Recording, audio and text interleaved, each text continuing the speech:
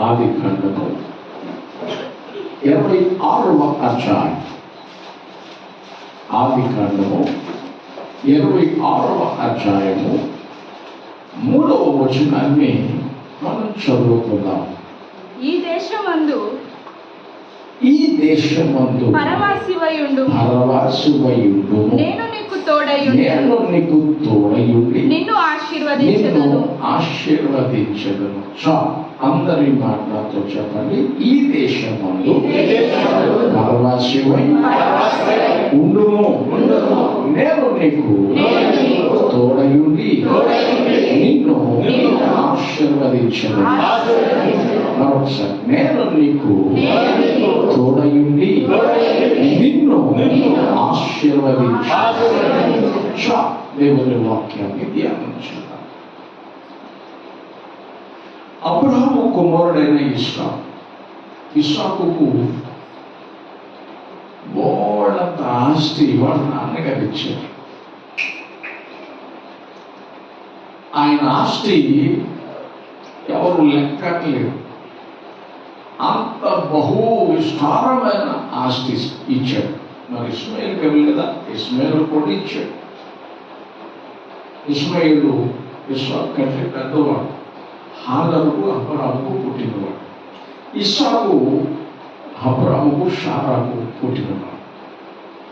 షారా చనిపోయిన తర్వాత మరొక స్త్రీని వివాహం చేసుకున్నాడు. ఆమె పేరు కెతూరా. ఆమెకి 6 కొడుకులు పుట్టారు. అబ్రాహాముకి ఎంతమంది? 6 ఇద్దరు ఎంతమంది? 8 మంది సంతానం. స్తోత్రం చెప్పండి. ఇస్సాకుకు తలనీపు అవుతారేమో అని అబ్రహాం ఏం చేశాడంటే అతని దగ్గర ఉన్న ఆస్తి ఆ 6 కొడుకులను పిలిచి ఒక్కొక్క దిక్కుకోవడానికి పంపించేస్తూ ఒక్కొక్కరికి 25 కోట్లు ఆస్తి ఇచ్చి పంపించేశాడు. బహుమానాలు గిఫ్ట్కి ఇచ్చి పంపించేశాడు.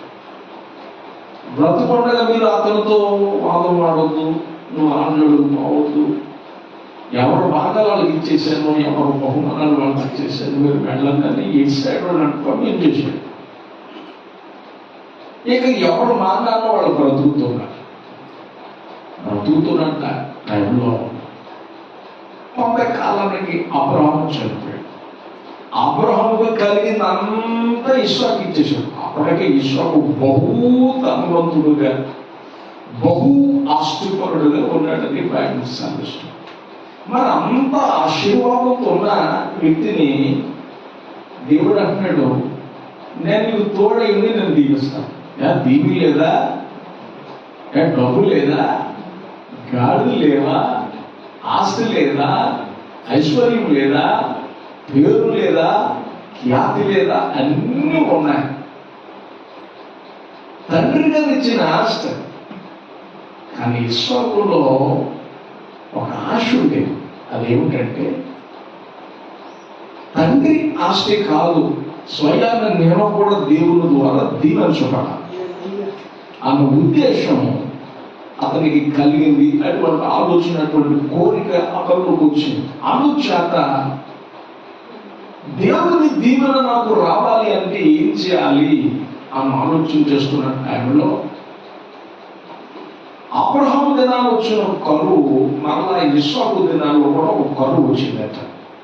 ఆ కరువు వచ్చిన కారణాన్ని అయితే ఏం చేసేదంటే ఐగుప్తుకు వెళ్ళిపోతే ఐగుప్తులో బ్రతకొచ్చు, ఐగుప్తులో సమృద్ధి ఉంది, ఐగుప్తులో తిండి ఉంది, ఐగుప్తులో మంచి సౌకర్యాలు వసతి మనకు ఉంది, అక్కడికి వెళ్ళిపోతుందని ప్లాన్ చేశాడు.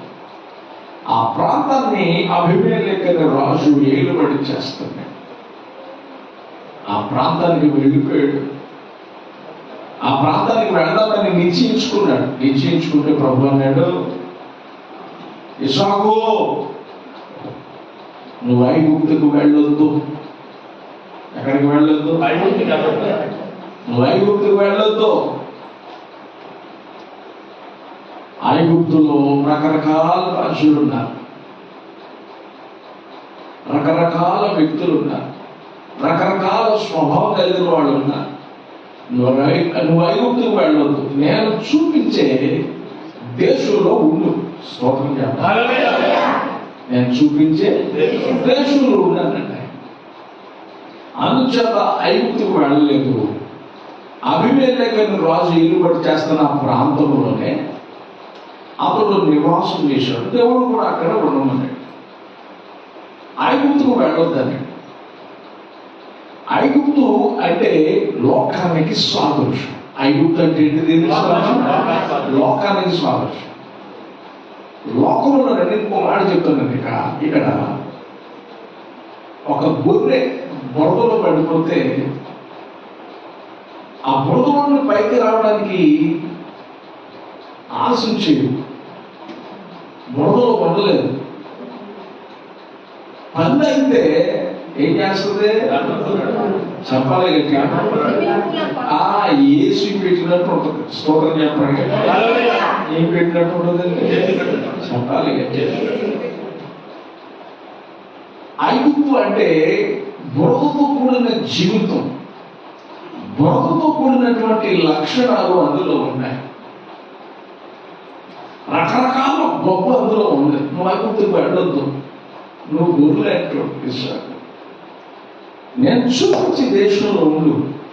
నువ్వు ఉంటే నేను నీకు తోడై ఉంటాను. స్తోత్రం చెప్పండి. హల్లెలూయా. నేను నీకు తోడై ఉండి నేనేం చేస్తాను? నిన్ను ఆశీర్వదిస్తాను. స్తోత్రం చెప్పండి. కాబట్టి అబ్రహాముకు, ఇస్సాకుకు భార్య తోడుంది. ఇస్సాకుకు అతను పనులకు తోడున్నారు. దేవుని తోడ ఎందుకు అవసరం? ఇస్సాకు సిటికేస్తే అన్ని చేసేవాళ్ళు ఉన్నారు. కానీ వాక్యం సెలవిస్తుంది, ఈ లోకంలో ప్రతి మనిషికి దేవుని తోడు అవసరం. స్తోత్రం చెప్పాలి.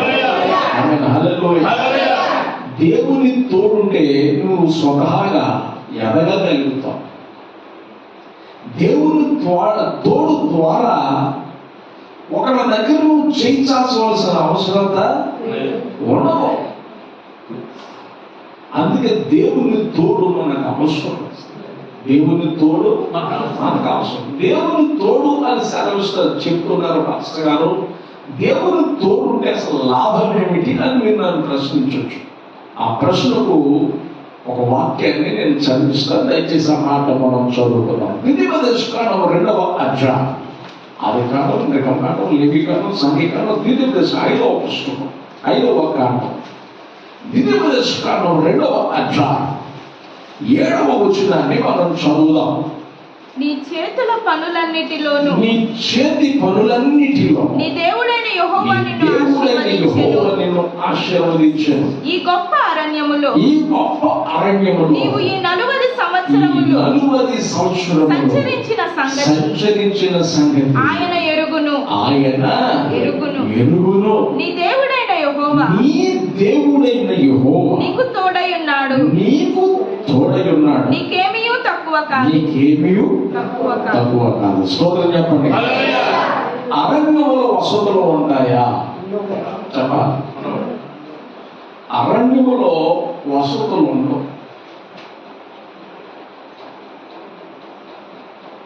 అరణ్యములో వసతులు లేవు. ఆ మహా అరణ్యం అంట. అంటే కాలు పెట్టేదానికి కూడా అవకాశము లేదు. స్వేచ్ఛగా తిరిగేదానికి అవకాశము లేదు. కానీ అరణ్యాన్ని సృష్టించిన వాడు, అరణ్యాన్ని ఎరిగిన వాడు, అరణ్యమును నడిపించే వాడు వాళ్ళతో ఉన్నాడు. స్తోత్రం చెప్పండి. హల్లెలూయా. ఆయన ఉంటే అన్ని ఉన్నట్టే. ఆయన ఉంటే అరణ్యం ఆశీర్వాదకరంగా మారిపోయింది. స్తోత్రం చెప్పండి. అరణ్యం ఎట్లా మారిపోయింది? ఆశీర్వాదకరంగా మారిపోయింది.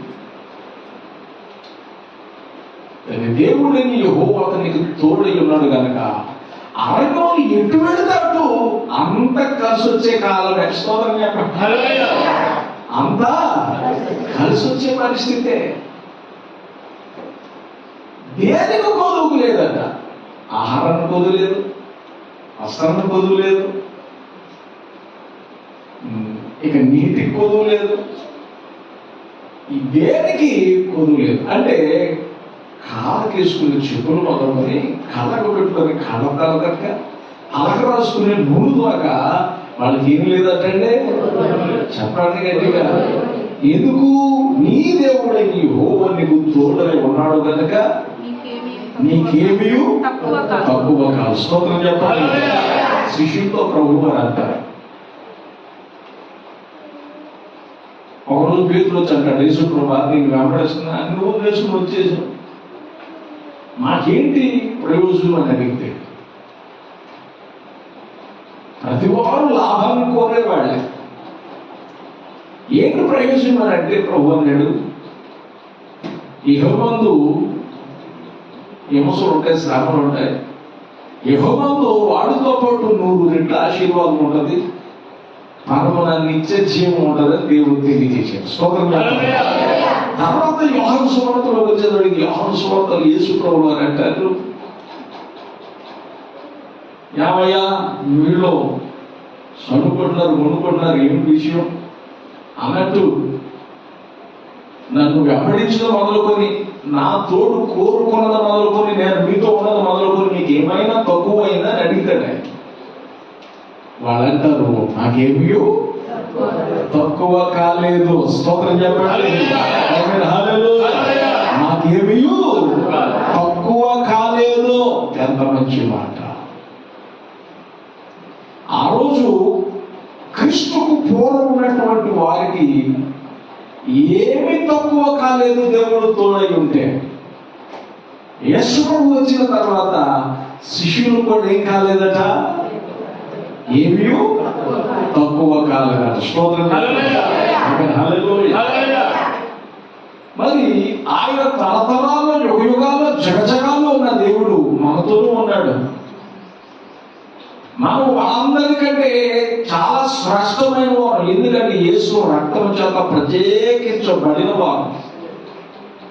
మరి మనకెందుకు తక్కువ అవుతుంది, మనకేం కొదువు అవుతుంది? అందుకే బైబిల్ రాయబడింది, సింహపు పిల్లలైనా లేవు ఉంటాయేమో కానీ ఆయన ఆశ్రయించిన వారికి, ఆయన తోడును కోరుకునే వారికి ఏ మేలు కొదువై ఉండదు. స్తోత్రం చెప్పండి. ఏ మేలు కొదువై ఉండదు. నేను నీకు తోడై ఉంటాను, నేను చెప్పినట్టు నువ్వు చేస్తే ఇస్సాకు, నేను వెళ్ళమన్న చోటుకు వెళితే, నేను జీవించమన్న దేశంలో నువ్వు జీవిస్తే నేను నీకు తోడై ఉంటాను. తండ్రి గారు ఇచ్చిన ఆస్తి, తన తండ్రి గారు అబ్రహాం గారు ఇచ్చిన ఆస్తిని మోసం చేసి ఊరాగల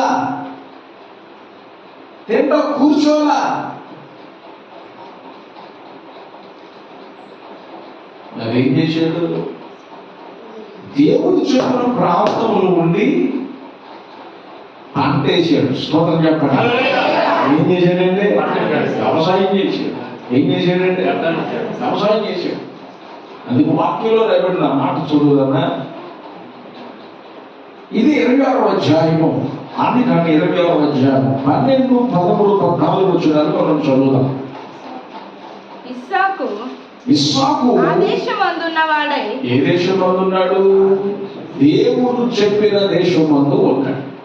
ఏ దేశం అంటే దేవుడు చెప్పిన ప్రాంతంలో ఉన్నాడు. దేవుడు చెప్పినట్లు మనం చేస్తే నా వైపు చూడండి, రాళ్ళు రత్నాలుగా మారుతాయి. స్తోత్రం చెప్పాలి. ఏమవుతాయండి? రాళ్ళు రత్నాలుగా మారుతాయి. దేవుడు చెప్పినట్టు చేస్తే నీళ్లు ద్రాక్షారసంగా మారిపోయి, దేవుడు చెప్పినట్టు చేస్తే 5 రొట్టెలు 2 చేపలు 5,000 మందికి సరిపోయాయి. స్తోత్రం చెప్పాలి. ఆమేన్, హల్లెలూయా. ఇంకా 12 గంపలు మిగిలిపోయాయి. ఎన్ని గంపలు? అందుకే దేవుడు తోడు అవసరం. దేవుడు చెప్పినది చేస్తే చాలు. మనం ఇస్సాకు ఆ దేశంలో ఉన్నాడు. ఏ దేశం? దేవుడు చెప్పిన దేశంలో నుండి అతడు వెళ్ళాల. కరువైన నిలుద్దాం, శ్రమైన నిలిచిపోదాం. దేవుడు చెప్పాడు కనుక ఏదో మేలు నాకు కలగబోతా ఉంది, ఏదో దీవెన నా మీదకి రాబోతూ ఉంది. తద్వారా నాకు ఒక చరిత్ర దేవుడు ఇవ్వబోతున్నాడు, నన్ను వెలుగులోకి దేవుడు తీసుకురాబోతున్నాడు అని గుర్తించి ఆ దేశం వెళ్ళిపోయాడు. దేవుడు చెప్పినట్టు చేస్తే శ్రమ రావచ్చు, కష్టం రావచ్చు, ఇరుకు రావచ్చు, ఇబ్బంది రావచ్చు, వ్యాధి రావచ్చు. కానీ దాని వెనకాల ఏదో గొప్ప కార్యం చేయబోతున్నాడు. ఆదేశంలో ఉన్నవాడు, ఆదేశంలో ఉన్నాడు. విత్తనం వేశాడు దేవుని పేరు. ప్రభా నువ్వు ఉండమన్నావు, నువ్వు చెప్పినట్టు ఆయన చేస్తున్నాను, విత్తనం వేస్తున్నాను. విత్తనం వేశాడు. ఇస్సాకు దేశంలో ఉన్నవాడై విత్తనము వేసి ఆ సంవత్సరమే, మళ్ళీ ఆ సంవత్సరమే అక్కడ ఉన్న 10 ఏళ్ళ తర్వాత, 15 ఏళ్ళ తర్వాత, 5 ఏళ్ళ తర్వాత, 20 ఏళ్ళ తర్వాత కాదు, ఆ సంవత్సరమే. ఆ సంవత్సరం 100 ఫలము పొందెను. ఎంత ఫలం పొందాడండి? అందరూ చెప్పాలి. ఎంత అద్భుతమండి! 100 ఫలం పొంది. ఇక్కడ 100 ఫలం పొందడం ద్వారా వాక్యంలో రాయబడింది. ఆ మాట చదువుతాం. యెహోవా అతనిని ఆశీర్వదించెను. యెహోవా ఏం చేశాడు? చెప్పండి గట్టిగా. ఇప్పుడు దేవుడు కల్పించుకున్నాడు. దేవుడు చెప్పినట్టు చేశాడు, కానీ దేవుడు కల్పించుకున్నాడు. ఆ సంవత్సరం 100 ఫలం పొందేశాడు. వాక్యంలో రాయబడింది యెహోవా ఏం చేశాడని? అతనిని ఆశీర్వదించాడు కనుక ఆ మనుషుడు గొప్పవాడాయెను. చెప్పండి. ఆ మనుషుడు ఏమయ్యాడు? ఇది దేవుడు తోడై ఉంటాడు. ఆయన తోడై ఉండటం ద్వారా కనుక రాయబడింది అతడు మిక్కిలి గొప్పవాడగు వరకు. గొప్పవాడు అయిపోయింది కదా, ఇక దేవుడితో పని ఏమోలే, ఎవరితో నాకు పని లేదు, విస్తారంగా పండేసింది, విస్తారంగా నేను మంచిగా సంపాదించేశాను, మంచి పేరు వచ్చేసింది, గొప్పవాడు అయిపోయింది, చాలు అని అనుకోవాలా. ఇంకెదిగే కొద్ది దేవుడి దగ్గర అడిగి మనం ఉండటం నేర్చుకున్నాడు. అట్లా ఉండటం ద్వారా అతడు మిక్కిలి గొప్పవాడగు వరకు క్రమక్రమముగా అభివృద్ధి పొందుచు వచ్చెను. స్తోత్రం చెప్పాలి. ఉన్న ఆశీర్వాదాన్ని ఇంకా మెరుగుపరుచుకుంటున్నాడు. పొందుకున్న మేలును బట్టి ఇంకా ఏం చేస్తున్నాడు? ఇంకా మేలు పొందుకుంటూ ముందుకు వెళ్తున్నాడు. అప్పుడు ఆ ప్రాంతంలో వాళ్ళందరూ అంటారు, మనలో ఉన్నవాడు ఎవరెంత దీవించబడలేదు, మనలో ఉన్నవాడు ఈ ప్రాంతంలో ఉన్నవాడు ఎంతగా వర్ధలేదు, ఇతను ఎక్కడి నుంచి వచ్చాడు, దీవించబడ్డాడు అని రకరకాలుగా అతన్ని ఆడిపోసుకుంటున్నారు. నన్ను ఆడిపోసుకున్నట్టు. స్తోత్రం చెప్పండి. హల్లెలూయా, హల్లెలూయా. నాకు ఈ వాక్యం చదువుతున్నప్పుడు నాకు గుర్తొచ్చింది అన్నమాట. ఇస్రాయేల్ లైఫ్ నా లైఫ్ ఒకటి అన్నమాట. స్తోత్రం చెప్పండి. ఒకళ్ళేమో ఈ లైఫ్ దగ్గర దగ్గర, ఒకళ్ళేమో ఆ లైఫ్ దగ్గర దగ్గర, 2 భాగాలు అట్టి ఇప్పుడు కట్టేసారు. స్తోత్రం చెప్పండి. ఇక రకరకాలుగా మంచిదే, వాళ్ళు చేసుకునే అన్ని మనం మంచిగా. స్తోత్రం చెప్పండి. ఎవరిని నిందించే పని మనగా, తీర్పు తీర్చే పని మనదే కాదు, దేవుడు. ఇస్సాకు బాగా అభివృద్ధి చెందేశాడు. అందరూ అనుకుంటారు ఫిలిష్తీయులు, మనం ఏ రోజున పంటేసుకుని బస్తాలు అయినరా, ప్లస్ అదేమి ఇప్పుడు వేసే మందులు కొట్టలేదు. ఆ రోజు సేంద్రియ ఎరువులు వేసాడు. స్తోత్రం చెప్పండి. ఆ ఎరువులతో 100 బస్తాలు పండించాడండి. అది యెహోవా ఆశీర్వాదం. ఎవరి ఆశీర్వాదం? అది దేవుని ఆశీర్వాదం. అతని ఆశీర్వాదం దేవుడు ఆశీర్వదిస్తూ ఇప్పుడు ఏమంటున్నారు వాళ్ళు 14వ వచనంలో? అతనికి గొర్రెల ఆస్తియు నాన్నిచ్చిని కాదు, ఇప్పుడు దేవుడు ఇచ్చిని. ఎవరిచ్చిని? అతనికి గొర్రెల ఆస్తి, గొడ్ల ఆస్తియు, వడ్ల ఆస్తి, దాసులు గొప్ప సమూహమును కలిగినందున ఫిలిష్తీయులు అతని యందు అసూయపడి ఏమండి నా వైపు చూడండి. ఎందుకంటే అబ్రహాము గారికి 318 మంది పనోళ్ళు, వాళ్ళ భార్యలు, వాళ్ళ పిల్లలు ఉన్నారు కదా. మరలా ఇతను ఇవ్వటం ఏంటండి అని అంటే, అబ్రహాము గారు చనిపోయాడు లేదా? చెప్పండి. మరి అతనితో ఉన్నటువంటి వారు అతని సమకాలీనులు పోయారా లేదా? మరి ఇంక అవసరమా కాదా? సోదరుని చెప్పండి. హల్లెలూయా. అతనికి అవసరమా కాదా? చెప్పండి. చాలా అవసరం. అందుకే సమయోచితంగా దేవుడు ఇస్సాకును క్రమక్రమంగా ఆశీర్వదించాడు. దేవుడు తోడై ఉన్నాడు కనుక క్రమక్రమంగా అభివృద్ధి చెందాడు కనుక అక్కడ ఉన్న వాళ్ళందరూ కూడా ఇస్సాకుని ఆడి పాడి నోట్లో నొక్కేసుకుని ఇక రకరకాలుగా చేసేస్తున్నారు. స్తోత్రం చెప్పండి. ఆమేన్. హల్లెలూయా. ఇక అక్కడ ఈ మాట ఆ మాట అభిమేలెకు దగ్గరికి వెళ్ళిపోయి అభిమేలెకు అంటాడు, నా అంత ఆస్తిపరుడు లేడు, నా అంత మోతుపరు లేడు, నా అంత గొప్పోడు లేడు అని నిర్ణయించుకోడు. ఇప్పుడు అతను చేయమంటాడు తెలుసా? దయచేసి ఆ మాట చదువు. ఆదికాండం 26వ అధ్యాయం 16వ వచనం మనం చదువుదాం. అబీమెలెకు నీవు మాకంటే బహు బలము గలవాడవు గనుక. ఏ బలము? అలా చెప్పాలి. వాళ్ళకున్నది బలం, కానీ ఇస్సాకుకున్నది ఏ బలం? స్తోత్రం చెప్పండి. ఇస్సాకుకున్నది బహు బలం. స్తోత్రం చెప్పండి. అద్భుతమండి. ఇస్సాకుకున్నది బహుబలం.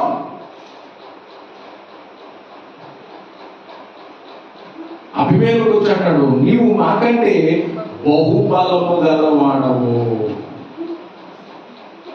భయపడిపోతున్నాడు రాజు. ఏమైపోతాడు? అందరూ చెప్పాలి కదా. అయిపోయించున్నారు అంటున్నాడు. ఇంకొక మాట ఇదే 26వ అధ్యాయము. ఇంత బలవంతుడు అవడానికి కారణం చెప్పేస్తున్నాడు. 26వ అధ్యాయం 27వ వచనం చదవండి. రాజు అతన్ని పన్నుడందరూ సైన్యాధిపతులు వచ్చి ఇస్సాకు దగ్గర కూర్చుంటున్నారు. వారు నిశ్చయముగా యెహోవా నీకు తోడై ఉండుట చూచితిమి. స్తోత్రం చెప్పాలి. నిశ్చయముగా యెహోవా ఏమై ఉన్నాడు? చెప్పాలి. యెహోవా తోడై ఉన్నాడు. దేవుడు తోడై ఉంటే ఏమీ తక్కువ కాదు. యెహోవా అతనికి తోడై ఉన్నాడు. అందుచేత అతడు బహు బలము గలవాడయ్యాడు. ఏమయ్యాడంటే ఒడుసలో 18వ చూడండి. 6 మూరల ధ్యానం ఎత్తున్నాడు ఒక ఆయన.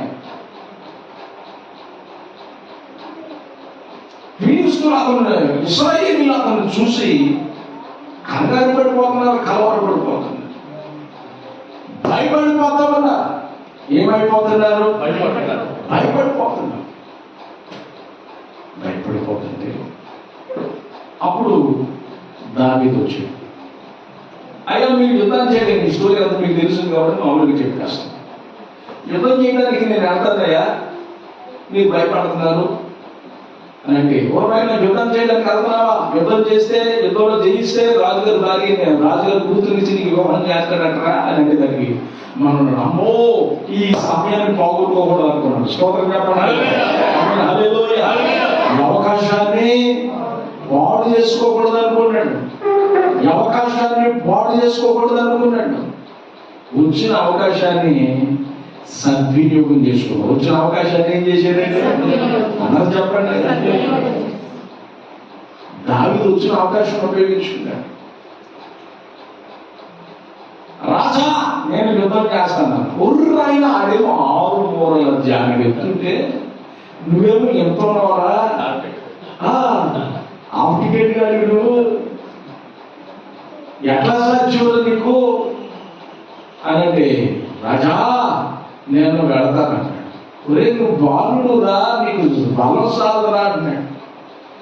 అతనంటాడు, అమగులు నా గురుల మందన కాస్తున్నప్పుడు దేవుడు నాకు తోడై ఉన్నాడు కనుక నా గురు దగ్గరికి సింహం వస్తే గడ్డ పట్టుకు చీల్చి చెడ్డాడైనా, ఎలుగుబడి వస్తే కొట్టి చంపానయ్యా. స్తోత్రం చెప్పండి. ఎలుగుబడి వస్తే ఏం చేశాను? కొట్టి చంపేశాను.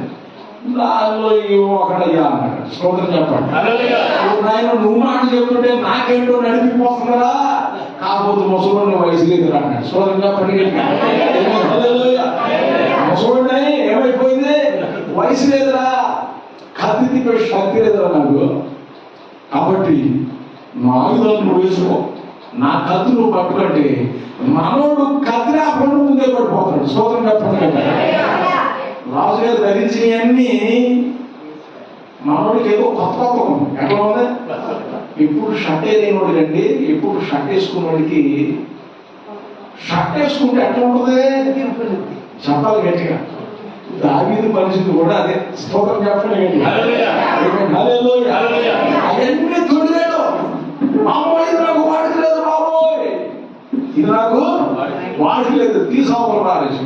ఒకవేళ సౌలు యొక్క ఈడు పట్టుకుని, సౌలు యొక్క కత్తి పట్టుకుని, సౌలు యొక్క డాలు పట్టుకుని, సౌలు యొక్క ఆభరణాలను ధరించుకుని వెళ్ళుంటే సౌలు అనేవాడు నా కత్తి కాబట్టి అవసరం ఏం చేసింది, గొలియాతు ఏం చేసింది అంటాడేమోనని ఈయనకు వాడికి లేదన్నాడు. స్తోత్రం చెప్పండి. ఏమంటానే ఒడిశాలు తీసుకున్నాడు, 5 రాళ్ళు ఎదుర్కొన్నాడు, అందులో పెట్టుకున్నాడు. యుద్ధం యెహోవాదన్నాడు అంతే అంటూ ఒక మాట ఉన్నాడు. దయచేసి ఆ మాట చదువుతాం, నాకు భలే ఇష్టమైన మాట. 1 సమూయేలు గ్రంథం, 1 సమూయేలు గ్రంథం ఆ మాట మనం చదువుకుందాం. 17వ అధ్యాయం 32వ వచనం ఒకసారి చదువుదాం. ఈ ఫిలిష్తీయును బట్టి ఎవరి మనస్సును కృంగ నిమిత్తము లేదో. స్తోత్రం చెప్పండి. ఎందుకు అని అంటే, ఇప్పుడు ఇదే 17వ అధ్యాయం 50వ వచనం మనం చదువుదాం. దావీదు ఏమయ్యాడండి? ఫిలిష్తీయుని కంటే ఏమైపోయాడు? అబీమెలెకు కంటే ఇస్సాకు ఏమైపోయాడు?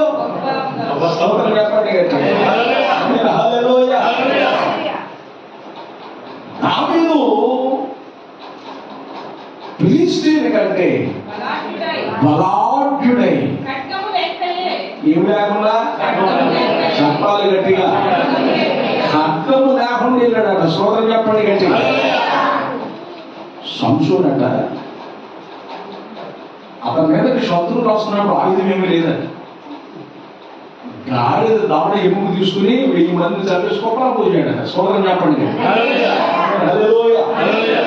చంపేసి జనాన్ని అట్టేసాడు. చెప్పాలి గట్టిగా. మా పిల్లలు చిన్నప్పుడు లస్సీ జనిప చిన్నప్పుడు తీసుకుని ఏగ కొట్టేవాడు. ఏగ పడితే కుక్కలా పోసేవాడు. ఏం చేసేవాడు? నీకేమి వచ్చినాయి, నాకేమి వచ్చినాయి, నువ్వెన్ని ఏగలు చంపావు, నేను ఎన్ని ఏగలు చంపానని ఏగ కుక్కలా పోసేవాడు. అట్లాగా మామూలు చంపేసి కుక్కలా పోతాడు. సంసోను ఏం చేస్తున్నాడు? చంపేసి ఏం చేస్తున్నాడు? 1 2 3 4 లెక్కేసుకుంటాం. మొత్తం 500 కుప్ప, 500 కుప్ప, మొత్తం 1000 కుప్ప. స్తోత్రం చెప్పండి. అతను ఒక రోజు తిమ్మకు ప్రాంతాలకు పోతా ఉంటే సంసోను ఆ కొండ నుంచి పవనసింహం బహరించుకుంటూ వచ్చిందట. అతని చేతులు ఏమీ లేదట. యెహోవా ఆత్మ మేనలు వచ్చినప్పుడు అతడట బాక్షుడై ఆత్మచేత నింపబడిన వాడై, అతని చేతులు ఏమి లేకపోయినా వచ్చిన సింహాన్ని మేకపిల్లలకు చీల్చాడట. స్తోత్రం చెప్పండి. అతని చేతిలో ఏమి లేకపోయింది. దేవుడు ఏం చేశాడు? అతనికి బలాన్ని ఇచ్చాడు, అభిషేకించాడు. అభిషేకం బలము ద్వారా సింహాన్ని చీల్చేసాడు ఒక మేకలా. స్తోత్రం చెప్పండి. ఎంత అద్భుతమండి.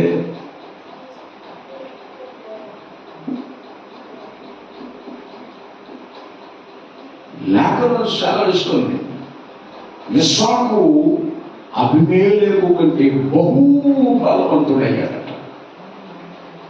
దావీదు చిన్నవాడే, బాలుడే అని రాయబడింది బైబిల్లో. కానీ ఫిలిష్తీయుల కంటే బలాఢ్యుడయ్యాడు. స్తోత్రం చెప్పాలి. దేవుడు తోడై ఉంటే, దేవుని తోడును కోరుకుంటే నీ పరిస్థితులన్నీ ఆశీర్వాదకరంగా మారిపోతాయి. స్తోత్రం చెప్పాలి. బైబిల్ చదువుతున్నాడు, ఎవరి మనసు కృంగ నిమిత్తం లేదు. ఈ పిలుస్తున్న బట్టే మీరు కృంగిపోవద్దు. ఏ పరిస్థితి చూసి నువ్వు కృంగిపోతున్నావు? నువ్వు కృంగిపోతే క్షాతకాన్ని వాడివైపోతావు. నీ దేవుడు, మన దేవుడు అసాధ్యము స్వసాధ్యాలుగా చేయగలిగిన వాడు. ఆయన చేయలేదు, ఆయన ఇవ్వలేదు, ఆయనకి తెలివి కూడా జరగదు. ఆయనకి తెలివి కూడా జరిగేదేమీ లేదు. మహారణ్యములో నడిచిన వాళ్ళందరూ దేవునికి గుర్తే. స్తోత్రం చెప్పండి. ఆమేన్, హల్లెలూయా. ఒక్కొక్కరి కంటే చాలా మంది పేర్లు గుర్తుంటాయి. మరి నాకేంటో ఒకటికి 10 సార్లు బ్రెయిన్లోకి ఎక్కించుకుంటే కానీ గుర్తున్నాను. 10 సార్లు ఎక్కించుకోవాలి. అప్పుడు మర్చిపోతూ ఉంటాను. నేను అనుకోవడం అప్పుడప్పుడు గజిన అవతారం ఎత్తుతాను, నేను అనుకుంటాను. నేను స్తోత్రం చెప్పండి. అప్పుడు మర్చిపోతూ ఉంటాను. ఒక్కొక్కడికి 1,00,000 మంది పేర్లు గుర్తు పెట్టుకుంటారట. వైఎస్ రాజశేఖర రెడ్డి గారి గురించి నేను ఒక న్యూస్లో, ఆయనట 1,00,000 మంది పేర్లు మైండ్లో పెట్టుకున్నాడు. ఎంత ఆశ్చర్యం అనిపించింది. స్తోత్రం చెప్పాడు. పాడే పాట ఎద్దామనుకో, బుక్ లేకపోతే అక్కడ బాగుపడిపోతామంటే నా వరకు నేను సంగతి చెప్తున్నాను. స్తోత్రం చెప్పండి. నా ప్రియమైన దేవుని బిడ్డలారా, దేవుడికి సమస్తము తెలుసు. ప్రపంచంలో ఏం జరుగుతుందో దేవునికి తెలుసు. అందుకే ఆయన కంటి చూపులో నుండి మనం తప్పించుకోలేము. ఆయన తోడును కోరుకున్నాం. ఏమీ తక్కువ కాకుండా మమ్మల్ని లోకములో అనేకులకు మాదిరి అవుదాం. దేవుని మహిమపరచు. దావీదు ఫిలిష్తీయుని కంటే బలాఢ్యుడై, చేతిలో ఏమీ లేకుండా శత్రువు అతని కత్తి తీసుకుని ఆ శత్రువు యొక్క తలను తీసేశాడు. ఈ మధ్య కాలంలో తవ్వకాల్లో గురియాతు గుర్రె బయటపడింది. అది అనుకున్న స్తోత్రం. నేను అనుకున్నాను, ఫోటోలో చూసి కళ్ళు పెట్టుకోలేదు, గేదె గుర్రేమో అనుకున్నాను నేను. తీరా చూస్తే కళ్ళు పెట్టుకున్న తర్వాత రాయి ఉంది. ఇక్కడ నొసట్లో రాయి ఉంది. ఆ బైబిల్లో చదివి ఇది గురియాతు గుర్రే అని చరిత్రకారులు నిర్ధారణ చేశారు. స్తోత్రం చెప్పాలి. అతని పన్ను ఒకటి మనం చెవిలా ఉంది. స్తోత్రం. మరి మిక్సీ ఎందుకు పనికొస్తుంది? స్తోత్రం చెప్పండి గట్టిగా. ఏదేసినా దాన్ని ఏమైపోతే దెబ్బకంతే. స్తోత్రం చెప్పండి. ఈతిని కాలం పెంచుకొని మనుషులు తీసి అది చేసి ఇది చేసి దావీదు అంటాడు, నేను కుక్క అనుకున్నారా, రాదా నలిపేస్తాను, శ్రీమలా ఏమైపోతాను, ఏం చేస్తాను, నేను నలిపేస్తాను. యుద్ధం యెహోవాది. రారా చూసుకుని వచ్చాడు. మనోడు అట్ట నిలబడాడు. మనోడు రాయిసం వేసాడు. అవతలికి వెళ్ళి దావీదు దేవుడు చెప్పాడు, ఆ గురియోతు వెనకాల ప్రభు నిలబడ్డాట. గురియోతు, దావీదో నేను ఇక్కడ ఉన్నా, ఇసురు కొట్టు అన్నట. దావీదు ఎప్పుడైతే కొట్టాడో ముందుకు దోశాడట దేవుడు. స్తోత్రం చెప్పండి. ఇక్కడ దెబ్బ తగిలితే ఎక్కడ ఎట్లా పడాలి? కానీ దేవుడు గురియోతు వెనకాల ఉన్నాడు, కొట్టు అన్నాడు, కొట్టాడట. ఎవరిని ముందుకు దోశాడు, ఒక్క బాటగా పడినో. స్తోత్రం చెప్పండి. ఎట్లా పడ్డాడు? ఒక్క పోట్లుగా పడ్డాడు. అతను కత్తి తీసుకుని అతను తలకి ఏం చేశాడు? చెప్పాలి కట్టి శిరచ్ఛాదనం చేసేసాడు. తలకెత్తి సవతలు పారేశాడు. అప్పుడు దావీదు 10,000 కొలది శత్రువులు జయించునని, సౌలు వేల కొలది శత్రువులను జయించునని పాటలు పాడుతూ గాన ప్రతిగానాలు చేస్తూ దేవుడిని మహిమపరిచారు స్త్రీలంతా. స్తోత్రం. బాలుడు అంత బలాఢ్యుని పడగొట్టడం ఎవరు వల్లండి? అది దేవుని వల్లనే. దేవుని తోడును కోరుకుంటే బాలుడు ఉండొచ్చు, ఏమి లేనివాడు ఉండొచ్చు, చదువు లేనివాడు ఉండొచ్చు, పరపతి లేనివాడు ఉండొచ్చు, కానీ దేవుని తోడుంటే ప్రతి పరిస్థితులు మారిపోతాయి. స్తోత్రం. అందుకే దేవుడు నీకు తోడై ఉండాలి అని అంటే నువ్వు ఆ దేశంలో ఉన్నాడు, ఆ దేశంలో ఉన్నాడు, దేవుడు తోడై ఉన్నాడు. అంచెలంచెలుగా ఆర్థికంగా హెచ్చిస్తూ వచ్చాడు, అంచెలంచెలుగా అతను ఉన్నతమైన స్థితికి తీసుకెళ్ళాడు. అట్టి కృప దేవుడు మనందరికీ ధారాళంగా దయచేయనుగాక. ఆమేన్. తల వంచండి, ప్రార్థన చేద్దాం.